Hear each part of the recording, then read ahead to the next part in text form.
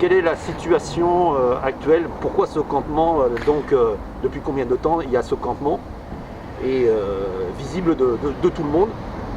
Pour quel but, quoi? Alors, on a commencé le 1er janvier sous le pont des Arènes à Dax. Alors, il faut savoir qu'en fait, en 2007, on avait déjà fait un campement à l'époque, c'était les enfants de Don Quichotte, qui avait duré 3 mois et demi, pardon. On en a refait en 2009. Donc effectivement, en fait, à l'époque, le premier maire, c'était un maire de l'UMP, M. Forté. Le deuxième campement, c'était la mairie PS. Donc à chaque fois, c'était pour revendiquer et obtenir sur l'agglomération un accueil de jour pour les sans-abri.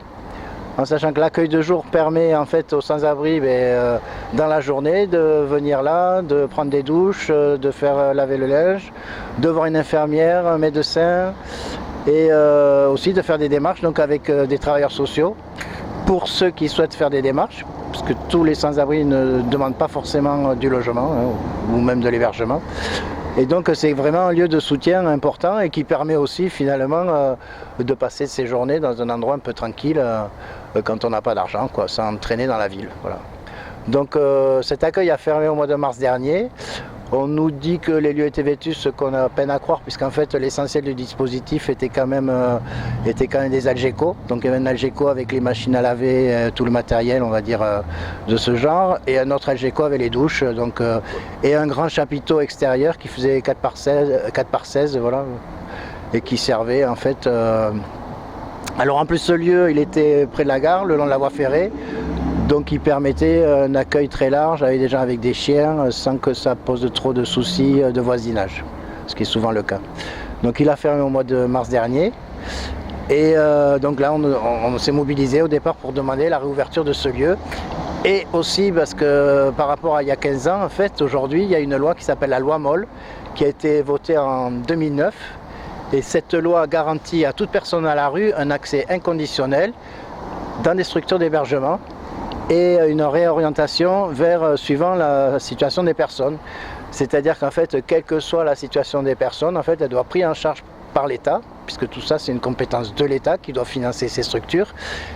Et donc, il permet en fait d'être redirigé vers un établissement qui correspond aux besoins. Alors, très souvent, c'est le logement. D'ailleurs, il y a ce qu'on appelle la politique du logement, la doctrine aujourd'hui, c'est le logement d'abord. Et aussi, ça peut être vers du soin, ça peut être vers une maison relais, c'est suivant la situation des personnes. Voilà. Donc cette loi a voté en 2009, on attend encore son application.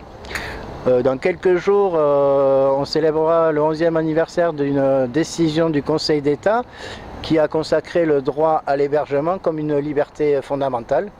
Et donc on attend toujours l'application de ces lois sur le terrain.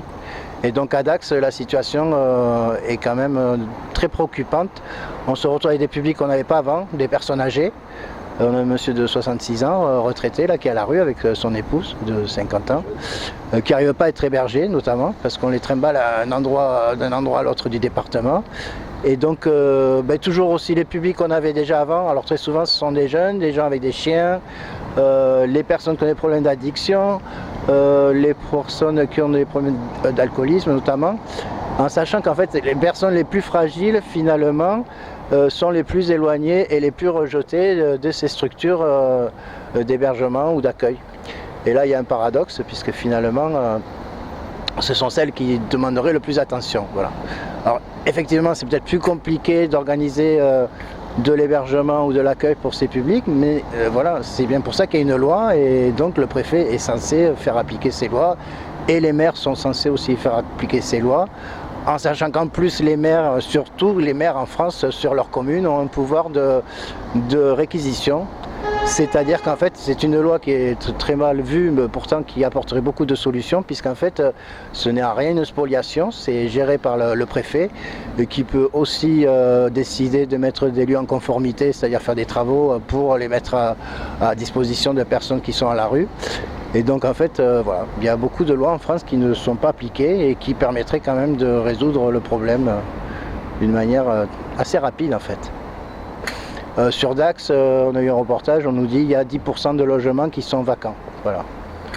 Et il n'y a pas tant de sans-abri que ça. Et alors les réquisitions, est-ce que c'est la compétence du maire de réquisitionner parmi les 10% de logements vides à Dax?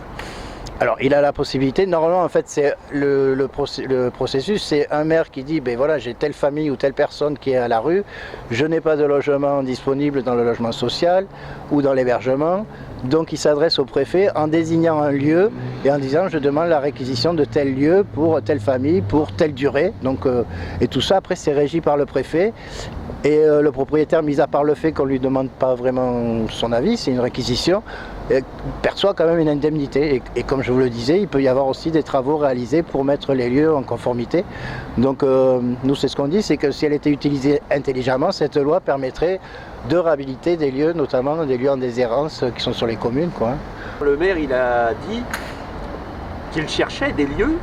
Donc il n'a pas de lieu sous la main, et vous, est-ce que vous avez trouvé des lieux qui pourraient être réquisitionnés? Est-ce que vous pouvez proposer en fait vous des lieux à réquisitionner? Il n'y en a pas du tout. C'est ce qu'on a fait. C'est ce qu'on a fait. Alors déjà dans un premier temps, il y a ce fameux accueil qui a été fermé et qui pour nous n'est pas du tout vétus, puisqu'apparemment le maire a évoqué le fait qu'ils avaient trouvé un lieu, qu'il fallait faire des travaux. Donc les travaux, ils auraient pu les faire dans l'ancien lieu, celui qui était jusqu'à présent utilisé. Après, nous on a ciblé aussi des maisons, dont une maison il y a 2 ans où ils avaient évacué des gens sans aucune procédure, comme c'est souvent le cas. Hein. Donc c'est vrai que d'un côté, non seulement ils ne se chargent pas de faire appliquer la loi, mais nous ce qu'on constate sur le terrain, c'est que la police municipale, par contre, elle se dispense d'appliquer les procédures et donc met les gens à la rue sans aucune procédure. La police municipale. La police municipale qui est en fait un des interlocuteurs privilégiés, je dirais, des sans-abri. La police nationale sous ordre du préfet suite à des décisions de justice. Alors, il y a le préfet, parce qu'il y a une loi qui a été passée il y a 2 ans pour justement lutter contre les squats. Et par contre, ça c'est le préfet qui, dans un délai de 48 heures, peut décider d'expulser les gens, mais c'est une loi qui est encadrée, donc c'est le préfet qui déclenche la procédure, quoi. En aucun cas, c'est la police municipale. C'est pas la police municipale qui a compétence pour... Absolument pas, absolument pas. Ben, en fait, à 2 pas de là, le bâtiment en face, il n'y avait que la rue à traverser, pour ainsi dire. Et donc, quand il a beaucoup plu, là, au tout début, où on s'est mis ici, il y a eu quand même une forte tempête de plusieurs jours, plus de la pluie. Et donc, en fait, on avait trouvé ce local qui était ouvert. Donc, il n'y avait pas eu d'effraction ni quoi que ce soit, pour mettre les gens un petit peu au sec. Et ben, évidemment, en mon absence, en fait, ils se sont fait virer comme des malpropres, on va dire, quoi. Donc, voilà. Et donc, en l'absence de toute procédure. C'est une autre réalité. Okay. C'est de l'abus de pouvoir.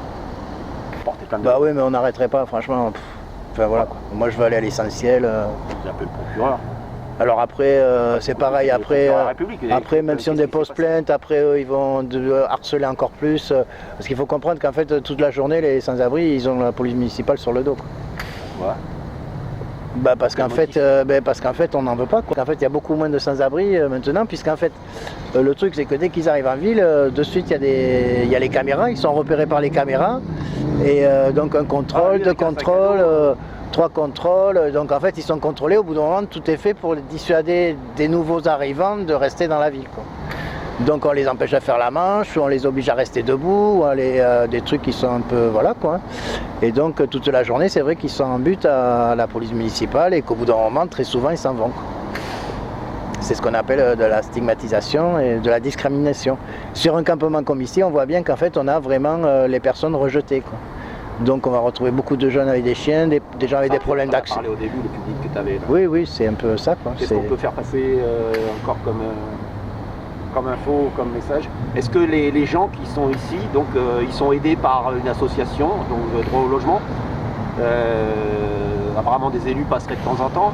Alors on a eu... Comment ils sont pris en charge? Quelles sont les associations qui viennent en aide? Et est-ce qu'on a besoin de mentionner qui manque de ceci ou de cela, que la bouffe peut-être pas, mais qu'est-ce qu'il pourrait avoir d'autre, peut-être des trucs plus costauds, alors quelques tentes, quelques tentes en bon état, parce que c'est vrai qu'on a des tentes, mais les tentes ne sont pas forcément en très bon état.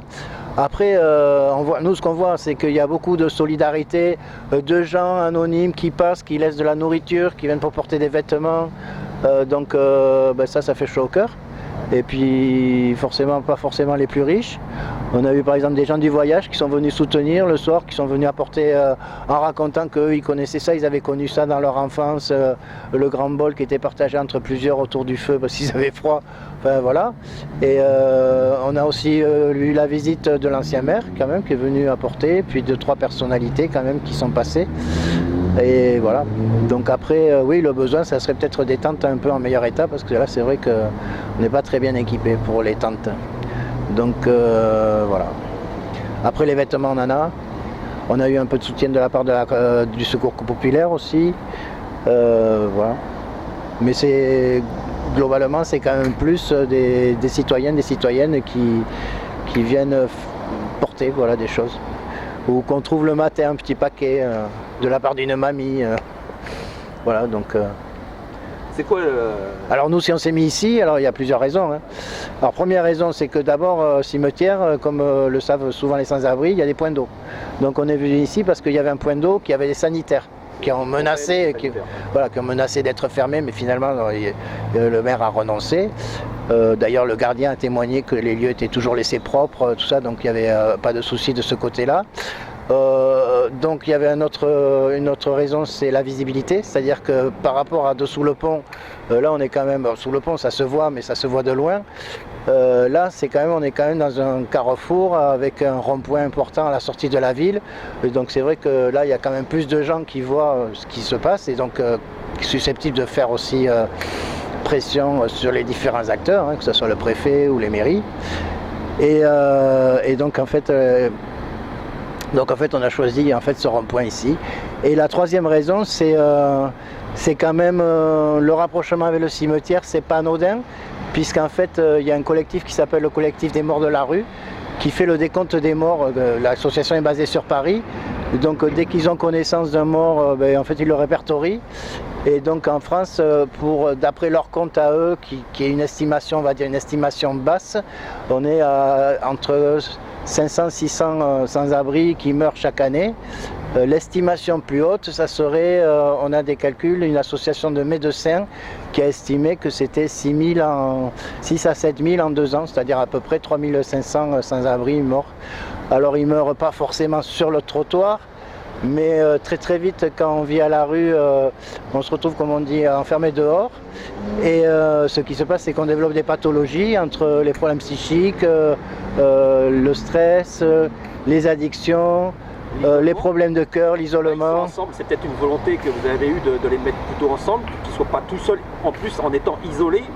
Alors, qui les déprimerait peut-être un peu plus. Donc, mais pour finir, c'est eux qu'on demandait. Enfin, pour finir, c'est que quand même la moyenne d'âge, pour les gens qui se retrouvent à la rue, très vite dégringole et on se retrouve avec une moyenne d'âge entre 45 et 50 ans. Voilà. D'âge une fois qu'on a passé quelques années dans la rue. Donc les pathologies, c'est les problèmes cardiovasculaires, enfin des grands classiques, hein, les problèmes psychiques, tout. Donc voilà. Donc la rue tue. Donc c'était aussi une occasion de renvoyer un signal dans ce sens. C'est pas vous qui les avez regroupés? Alors nous, à partir du moment où on met... C'est eux qui ont demandé à être regroupés, parce que je pense qu'ils n'ont pas les mêmes parcours, non. localisations. Vous les avez un peu... Non, en fait... Pour les mettre ensemble avec un point... Voilà. Dans les modes d'action qu'on a, c'est organiser des campements, c'est-à-dire rassembler toutes les personnes, en sachant qu'une fois qu'ils sont sur le campement, ils ont aussi l'avantage, ils sont bien ensemble, qu'ils mangent mieux. Là, par exemple, on peut faire un brasero le soir, on récupère des palettes, on fait un petit peu de feu, ce qui n'est pas forcément possible. Après, tout le monde ne vient pas sur le campement, parce qu'il y a beaucoup de gens qui sont dans des squats, il y en a qui viennent un peu, qui passent dans la journée, qui passent un jour sur deux. Ils savent qu'ici, ils vont trouver un peu de soutien, à manger aussi, puisqu'en fait, on arrive à avoir la nourriture plus facilement. Donc, c'est identifié comme... Voilà. Après, tous ne viennent pas. Hein. Ça, c'est depuis le début, on a bien vu qu'il y a beaucoup de gens qui ne veulent pas venir ici sur le campement pour des raisons qui leur appartiennent. Hein. Ça... Alors, on a entendu tout à l'heure avec le 115, il n'y a pas de place de disponible, il faut appeler tous les jours. Est-ce que la perspective là, des gens qui sont là sans abri dans les tentes au cimetière Saint-Pierre, leur perspective c'est de tous les jours demander s'il y a une place quelque part? Alors, et les personnes qui sont ici sur le campement, notamment les jeunes, eux, ils ont renoncé à appeler le 115. C'est-à-dire qu'en fait, comme ils ont des chiens, ils savent très bien que pour eux, c'est pas, enfin voilà, il n'y a pas d'accès, il y a une volonté. Là, on est dans le rejet.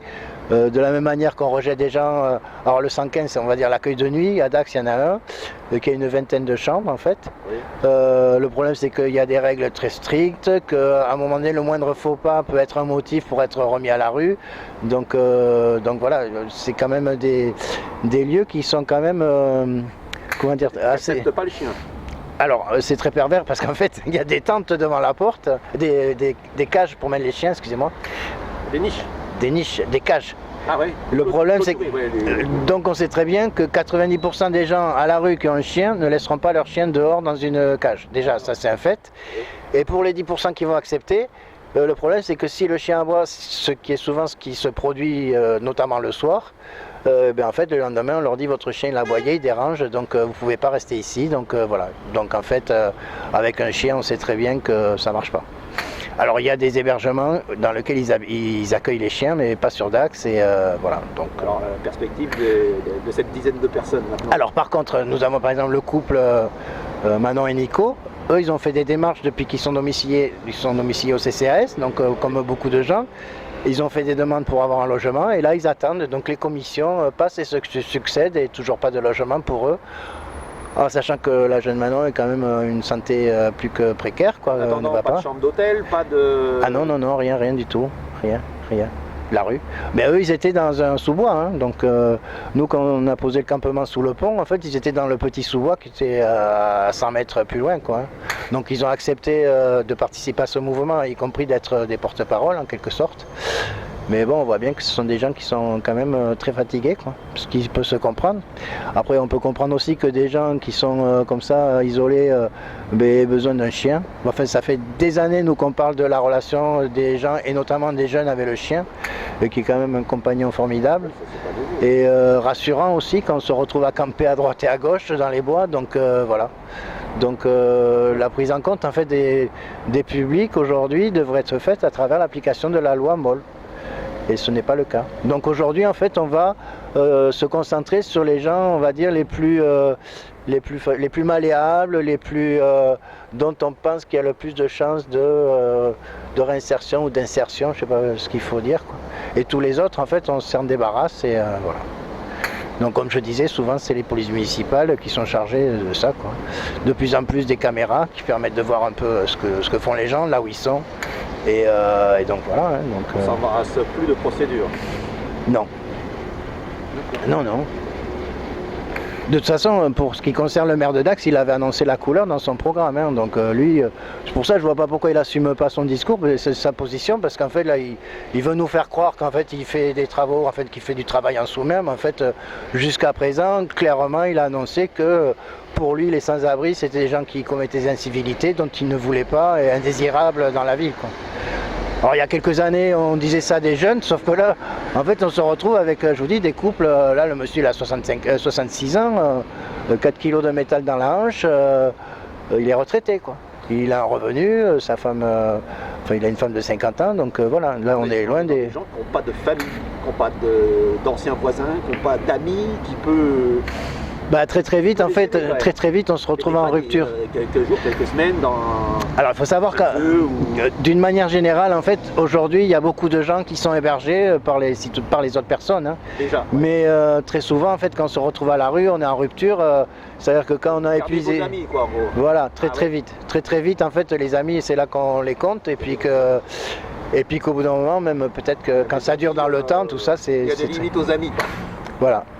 Mais ceci dit, il ne faut pas quand même exclure le fait que en fait, le plus grand soutien qu'il y a aujourd'hui, c'est quand même le soutien dans la population. Voilà, comme on retrouve un petit peu ici avec des gens qui viennent d'une manière tout à fait humble, voire. L'avantage aussi dans cet endroit, c'est qu'en fait, c'est beaucoup plus accessible. C'est-à-dire que les gens ont moins peur que sous le pont. C'est vrai que c'était plus délicat de venir voir les gens sous le pont. Voilà.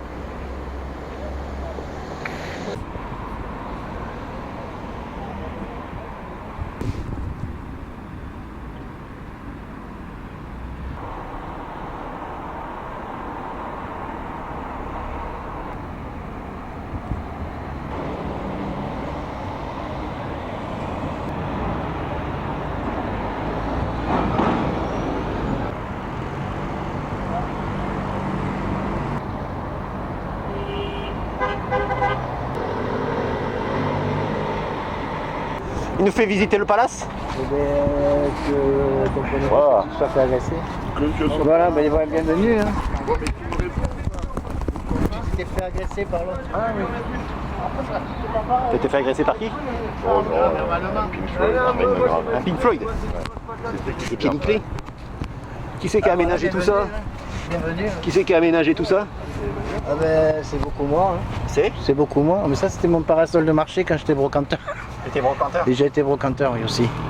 Et ça Dans fait une avec autre les vie. canettes, c'est intéressant. En fait, c'est pour éviter l'eau. Ça, je connaissais pas le truc. C'est pour éviter que l'eau tombe avec la condensation. Ça permet d'éviter la condensation. Voilà. Oui. Ah oui, ah d'accord. Ah, on a des experts, quoi. Oh, ben, Ah ouais. Bah après, la cuisinière qui marche très bien, elle n'est pas très propre, mais bon, ici, c'est un peu compliqué. ça brûle, c'est déjà ça. Ça chauffe très bien, elle marche impeccable pour le café le matin, faire à manger. En même temps, ils mettent une casserole, ils mettent des trucs dans une casserole propre, donc c'est pas... Ah, la casserole est propre, mais en plus, voilà. ce matin, c'est moi qui fais la vaisselle, donc... Non. Bah oui, sinon, c'est pas la peine, hein, si je suis pas capable de faire la vaisselle. Alors, il y a les restes du midi, Alors tout ça, c'était... En fait, il y a une maraude qui a été démarrée depuis spaghetti bolognaise. une semaine, voilà, par des membres de l'association Saint-Vincent-de-Paul, avec d'autres personnes bénévoles qui commencent à faire une maraude tous les jeudis. Donc à la fin, ils ont porté ce qui restait ici. Voilà. Donc si on peut faire le tour du monde. On peut faire le tour du monde. C'est-à-dire en fait, Oui, au moins essayer de le refaire. comme ça, on fait le tour du monde. Voilà, on veut faire tourner le monde. Et le monde, il tourne comment en ce moment alors? Visiblement, il tourne à l'envers. Hein. Le monde tourne à l'envers. Eh oui, effectivement. On est en Australie là. Je crois qu'on est par là, nous, hein, c'est ça. Eh oui, mais c'est quand même toujours à l'envers. Hein. Oui, mais On ça peut reste tourner, mais il tourne toujours à l'envers. Sur cette planète, tout être vivant, même les virus, les poissons, les oiseaux, les mammifères, ont tous une manière de vivre et un lieu propice à se développer.